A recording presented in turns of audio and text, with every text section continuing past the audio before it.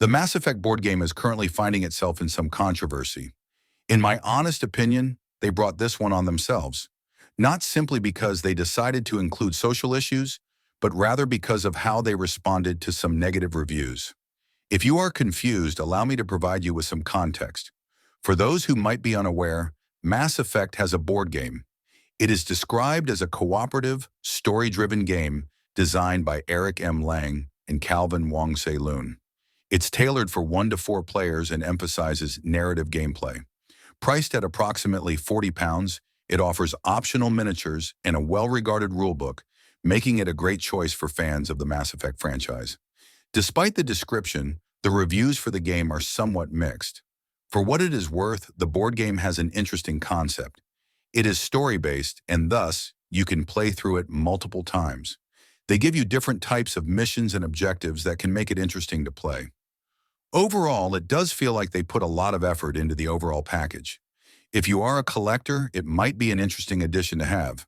However, that is where most of the praise for this title stops. It is not very fun to play and can easily become overwhelming for new players. Although it is a board game, you will spend most of your time reading. Since it is story-based, you need to prepare yourself for that. It can be fun for some, but most of those who play games like this with their friends just want to have fun. You do not want to read paragraph after paragraph of a complicated story. Given all this, obviously some will not like this style of game. However, the title is making the news because of a different reason. Let's start off with pronouns. Now, I know what you think. This board game includes pronouns for its characters, and gamers are freaking out. There might be a little truth to that, but it is rather the freak out of the creator that is causing controversy. As I have stated, for the character description on each card, the game includes pronouns such as he, him, and they, them. Some fans obviously took offense to this as they felt that it was an unnecessary inclusion. However, saying this is the main reason fans dislike the game would be false. That, though, did not stop the creator of the game from lashing out on Twitter, stating, "I hate even talking about this on social media, but if you played Mass Effect TBG, would you mind giving it a rating on BGG?" To offset the forcing Manbabies trying to tank the rating with first because they can't handle looking at pronouns on a character sheet.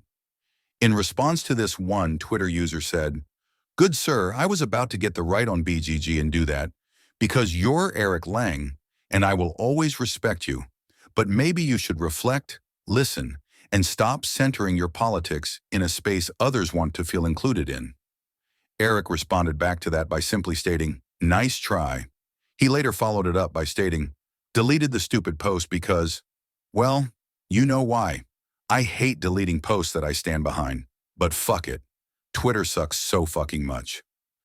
Now, there are a couple of things that we need to discuss here. I grew up with gender-neutral pronouns. It is a completely natural thing for me. It is just in the culture. We do not say policeman, we say police officer. We do not say chairman, we say chairperson. That is how I was raised my whole life, and it is just a normal part of me now. I do not mind inclusions. However, I can also respect someone who says they do not like that type of inclusion in a board game. I would have also respected Eric if he simply said, "Well, it is in the game, and it will remain." I respect your opinion, but no one is forcing you to buy this game. So if you do not like it, this game might not be for you. Or even better, simply say nothing. However, he chose none of these options. Instead, he resorted to childish insults. That is likely why he deleted his tweet. He tried to get fans to leave positive reviews. If not playing a game and leaving a negative review is bad, then not playing a game and leaving a positive review is also bad. Sadly, you will never win fans over this way.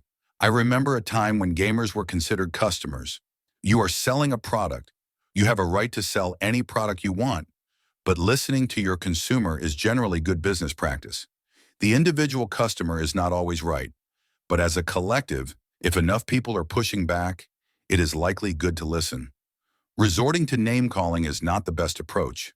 Sadly, I do not see this type of mentality leaving the gaming space soon, be that video games or board games. I will also support inclusion. I also think a board game with pronouns has the right to exist. However, if fans do not like it and do not buy it, you cannot freak out and cry about it. There are plenty of people who support this type of inclusion. Let them buy your game. The issue is that Twitter activists do not buy games. They just complain on Twitter. Thus, catering to them will never work. Just take a look at the fan base. See what they like and build your product around that. Do not create the product around your social, political, religious, or worldviews. Just create a game that players want. What do players want? They want to escape and simply have fun. They can get all the political and social stuff on CNN or FOX News. This, of course, is just the opinion of one customer.